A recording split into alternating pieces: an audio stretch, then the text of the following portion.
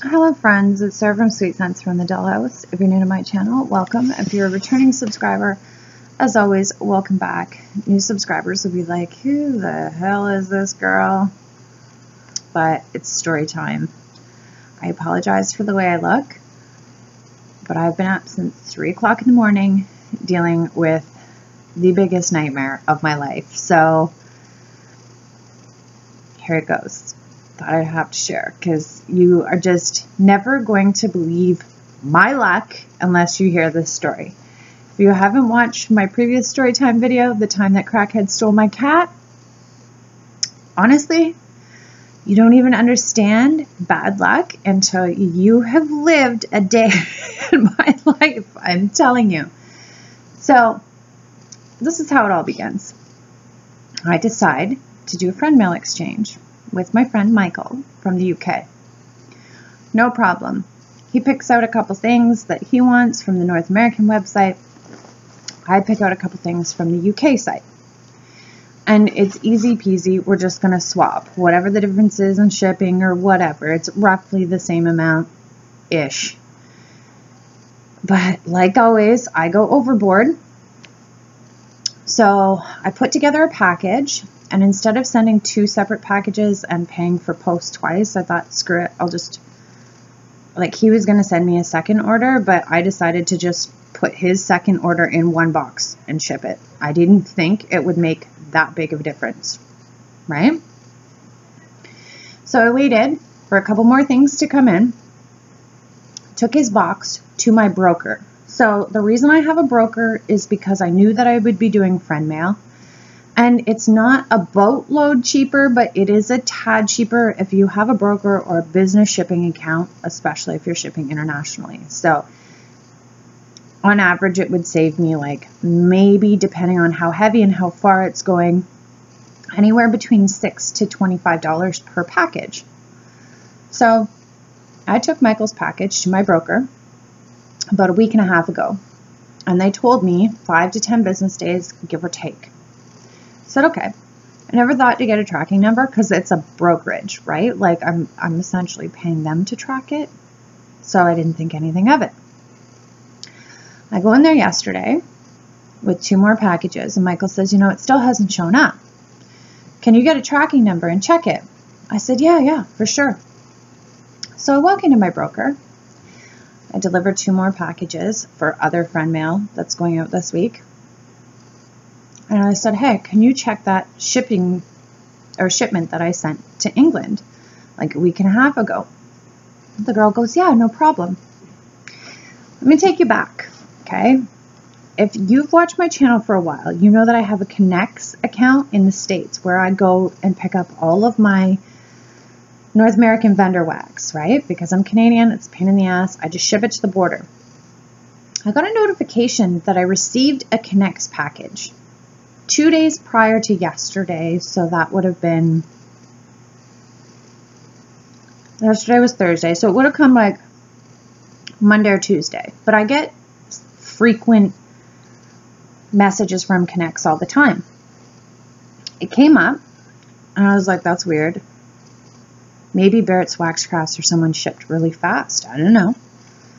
Didn't think anything of it, didn't even open it, because I'm not going to Michigan until the 24th.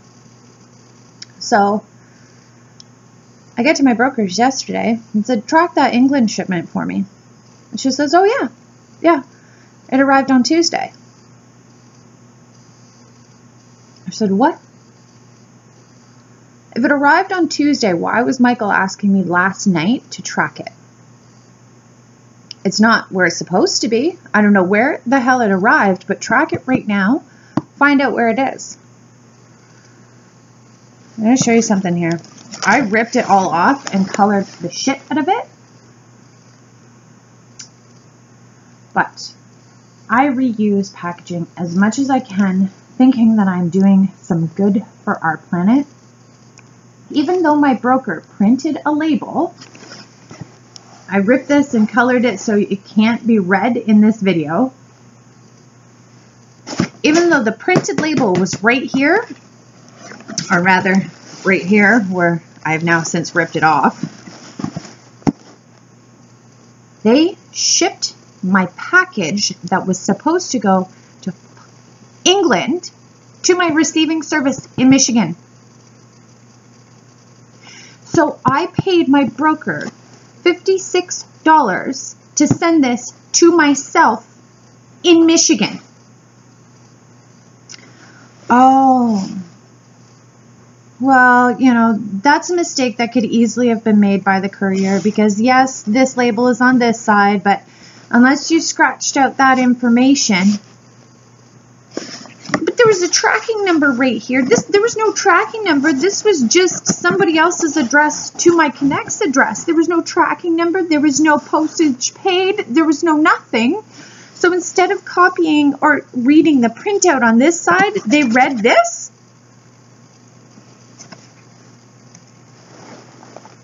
I was furious. I said, you need to get that package back. You need to reroute it from Michigan to England ASAP. Well, we can't do that because it's at a third party now. Like Connects would have to release it. Connects would have to do that. Connects.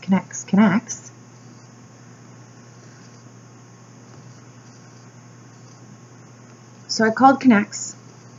And between Connects and my brokerage, they figured it out that they could ship it to England, but it would have to go through the custom process and come back to Canada, back to my brokers, and then they would ship it to England. Could take an additional 2 or 3 weeks. And another $56. I said to them, why do I've already paid. I've already paid to have you guys ship it to England. You fucking shipped it to Michigan? That's not my problem.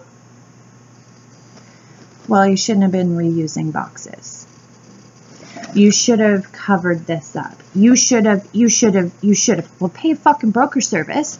Don't you think they could have taken this label and stuck it over here if this happened before or if this is a common occurrence? I couldn't wait another 2 weeks for them to ship it from Michigan back to London, Ontario for them at my brokerage service to ship it to England. So guess what I did? I woke up at 3 o'clock this morning while my children were still sleeping, and I drove to Michigan by myself. Now, let me tell you what else is happening in southern Ontario right now. It's been known as Snowmageddon. They've been predicting this snowstorm to hit for a week and a half. I keep hearing all about this cold front that's coming in. Even my dad last night while I was in London, stressing out, flipping out, screaming on the phone at Connects. And, you know, it was not their fault. They're actually totally innocent in this. Screaming more so at my brokerage company. My dad's like, you better get on the road. You better get on the road. Snowmageddon's coming. I'm like, yeah. I've been hearing that for freaking 5 days now. Dad, it's not snowing out. There's nothing going on. So when I set my alarm for 3 a.m. to go to Michigan, I thought, just my luck. It'll be a fucking gong show. Looked outside. Coast was clear. Okay. Yeah. See? Snowmageddon's not coming. I'll be fine. Sure enough, I was. My receiving service Connects opens at 8 o'clock in Fort Gratiot, Michigan. I was there waiting for those doors to open. And the girl was apologetic, but I said, listen, like I said, you have nothing to apologize for. This is not your fault. You guys are just receiving something. Has nothing to do with you. Do I have any other packages here? Just out of curiosity, so I could make this trip almost seem okay. Like if there was more than one thing for me to pick up. No, sorry. And I was like, okay. She goes, we're going to waive the $5 fee because, you know, we feel bad that you've had to drive all this way. I'm like, oh, the mighty generous of you to waive the $5 fee for receiving the package I shipped here or my brokerage shipped here. Thanks for that. $5. This package has cost me a fuck of a lot more than $5. So I drive back. I make it back to Ontario. Coast is clear. I have this box. And yesterday, I screamed from the pits of hell at my brokerage service. I screamed at the girl. I screamed at the manager. I screamed at the assistant manager. I screamed at everybody because I just had it up to here, especially when I determined that in order to get this box back and not have to wait an additional 3 weeks, I had to drive to Michigan to fucking get it. Excuse my language, but I am still fuming. So that I'm not going back to my brokerage. Sure, they saved me $30, but they're going to charge me another $56 to reship it to England. And that was literally their answer. Well, we did ship it. We paid the couriers to ship it to the wrong address. But they want me to pay $56 again and trust that they're going to get it right this time? No. No, I told them, I will not do business with you ever again. I don't care how much other services cost me. I don't care. I will pay triple the deal with you guys ever again.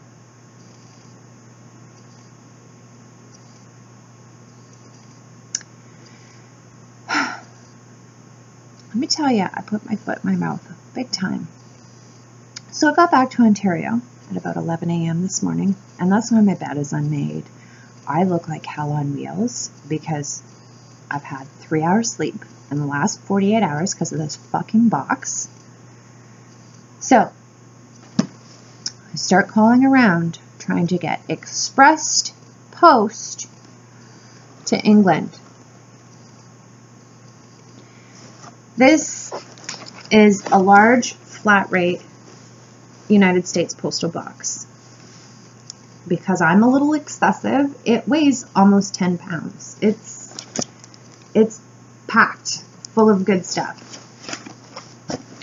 So I take the measurements and the weight and I start calling around for quotes. Well, did Sarah not stick my foot in my mouth big time? When I was screaming yesterday at the brokerage service, telling them that I would rather pay double or triple than deal with their stupid asses ever again. Purelator wants $257 to ship this box. FedEx wants $247. I'm still waiting on a quote from DHL, but they said it would be around anywhere between $230 and $250.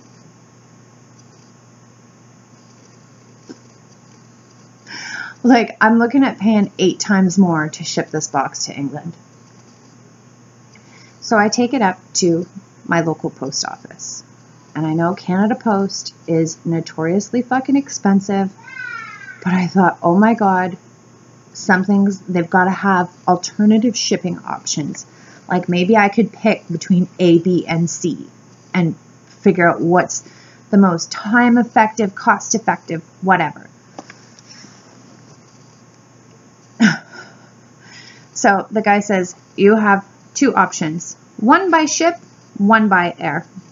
I said, okay, I'll take by air. By air, $150 to ship this box. Literally 3 times more. Almost 3 times more than what my brokerage service charged me to ship it to England the first time, which they inadvertently shipped it to Michigan. But hey, who's keeping track, right? $150 to ship it by air.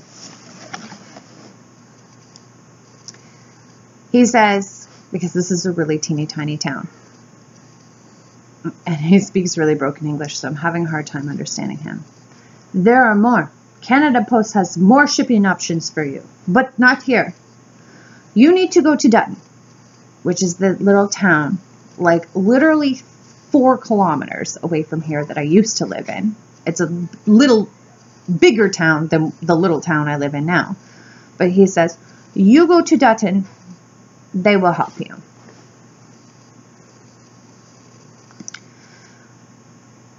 Well, guess what? Now it's 11:30 my time, Ontario time, and Snowmageddon hits. I drove to fucking Michigan at 3 o'clock in the morning, smooth sailing the whole way there. Drove back from the United States into Canada, smooth sailing. Now that I'm up the street at B&J's Variety in West Lauren, Snowmageddon. Meanwhile, buses have been canceled and everything. I'm driving back from Michigan listening to the radio going, what the hell? Buses are canceled? Like, I drove to the United States and back and it was smooth sailing. What do you mean buses are canceled? I get to my teeny tiny town and literally you can't even see the lines in the road. So I said to the guy at B&J's, listen, even driving 4 kilometers that way now that Snowmageddon has hit is a bloody death trap. You promise me that the larger shipping office will have better options than what you can give me? Yes. Yes.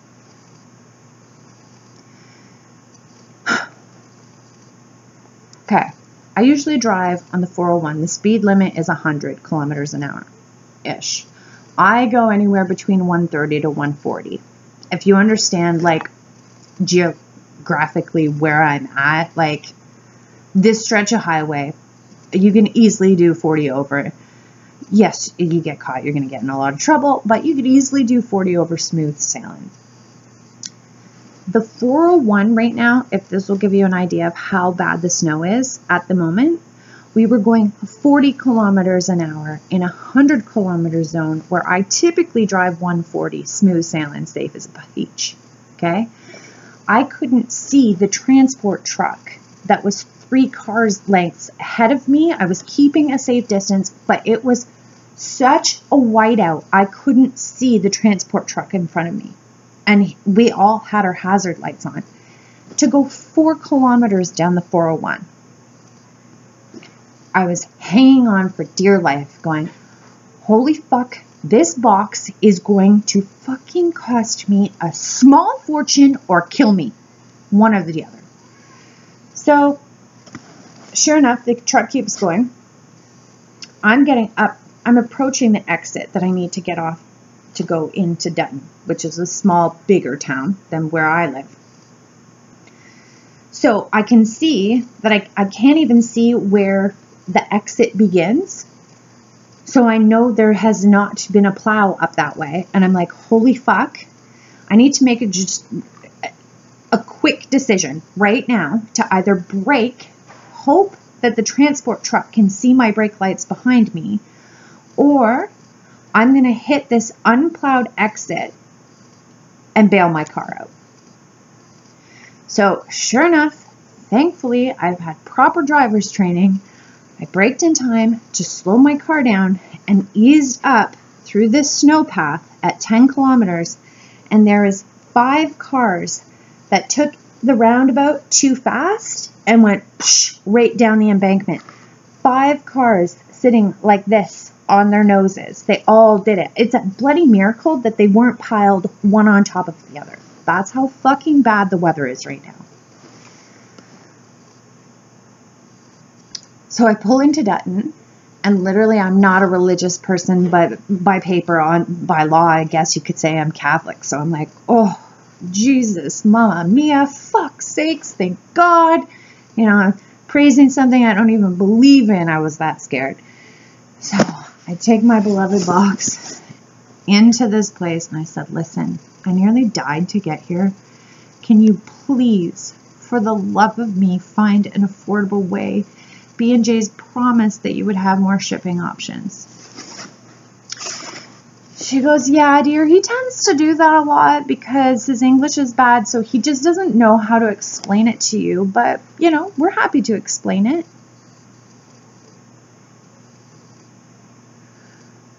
Hang on a second. You mean to tell me there's no more shipping options here? I just drove a 4-kilometer death march up the 401 because he has broken English and can't explain that there is only 2 shipping options? Yeah, basically. So she's like, we could try and tear the box apart, make it cheaper by, you know, reducing some of the weight, putting it in a smaller box. Well, I don't I don't want to give up anything that's in this box. I wouldn't have fucking put it in here if I didn't want the recipient to fucking have it. So no, I don't want to give up anything in this box. I want all of it to go. Yeah, but perhaps we could do it in 2 separate shipments because this is an almost 10-pound box. How about we send 2 smaller shipments and keep it under $60? I said, oh, okay. But they won't have tracking numbers on them.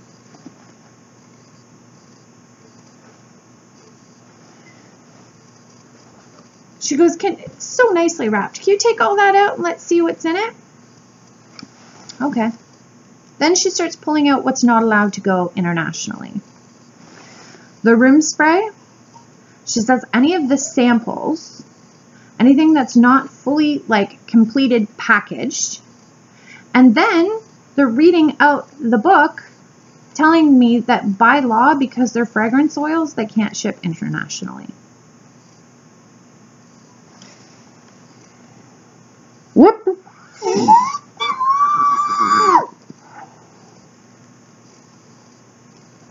Oh my God.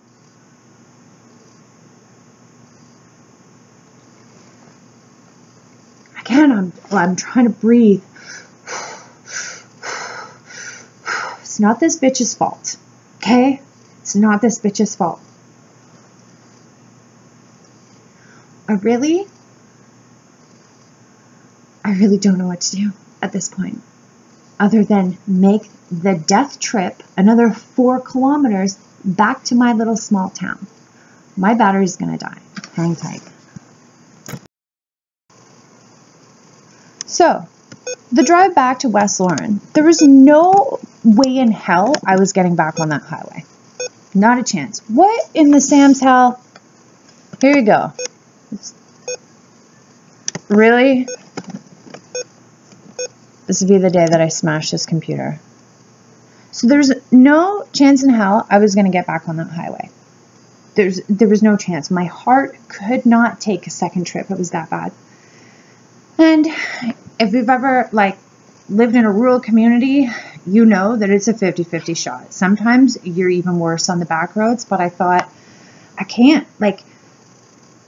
The entry to the highway is going to be just as bad as that 5-car pileup on the exit bound, right? Because it's the same fucking route, just on opposite sides of the highway. If it wasn't plowed on this side, odds are it's not going to be plowed on this side.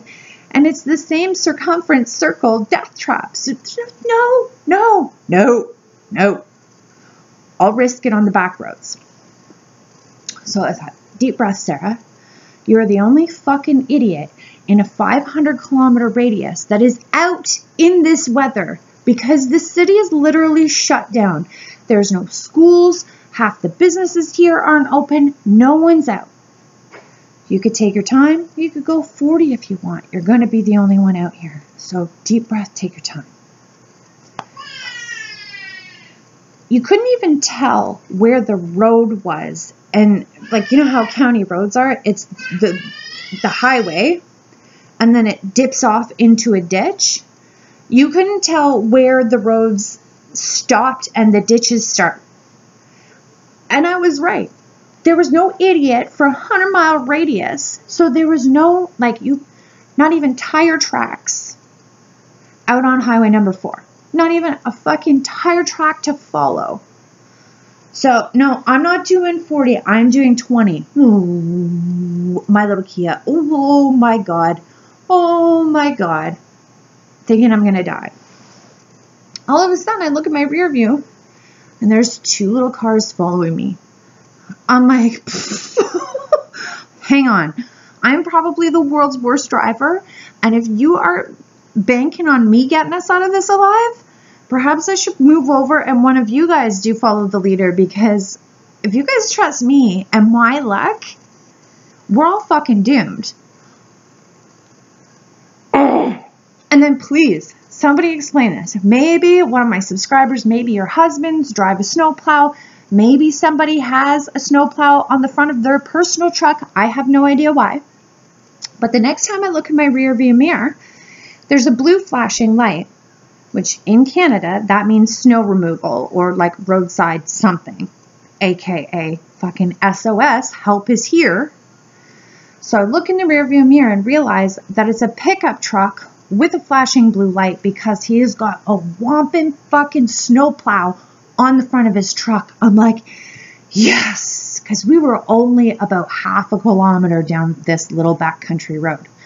So I pull over to what I think is the side of the road, thinking he's got his flashing blue light on, like, bitch, pull over so I can lead the way and plow us a clear path out of here to the next town. Guess what happened when I pulled over?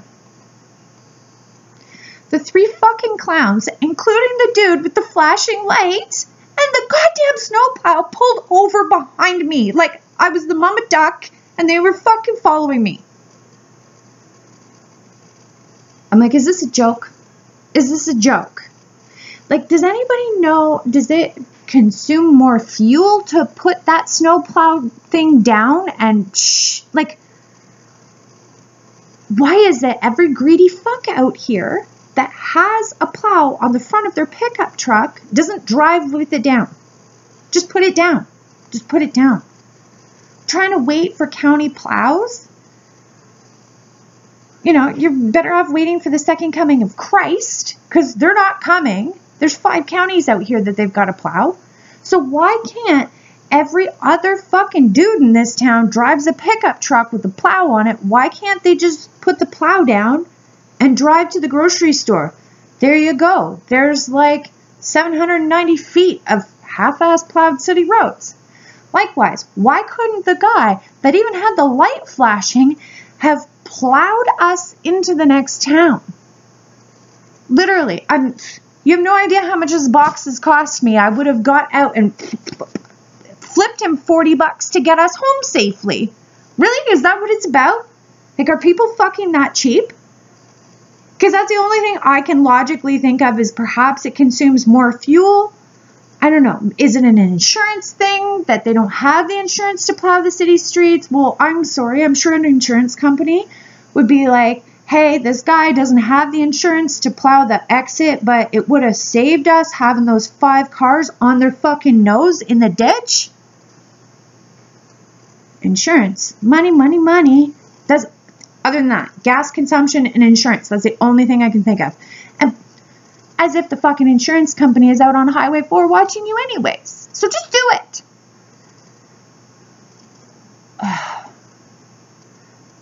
I digress. I'm home. In my bed. I'm not fucking going. Actually, I am going somewhere. I have one more trip to make. Back to B&J's, where I'm going to strangle a local for telling me that I had to make that 8-kilometer death ride because there are no additional shipping charges. Perhaps I could, explain to him that sending people on unnecessary trips is rude. But I'm going to stop screaming at people, because had I not screamed at my brokers yesterday, I could have gone back there and trusted them maybe to send the package.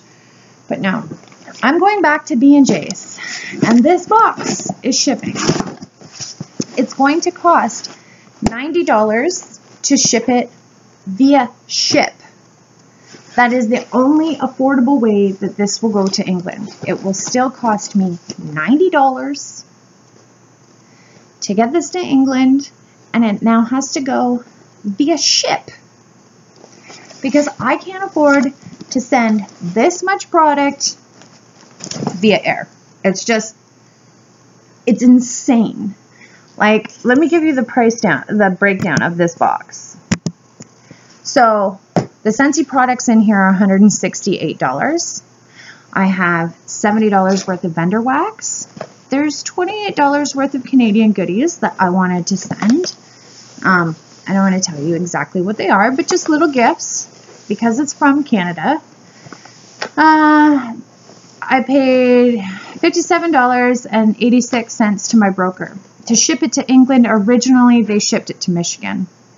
I paid $45 in fuel to drive to Michigan and back to Ontario. to retrieve the box that they shipped to Michigan by accident. It's going to be $89 to ship it via ship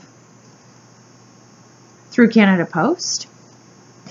So in total, this friend mail is going to cost me $460 in total.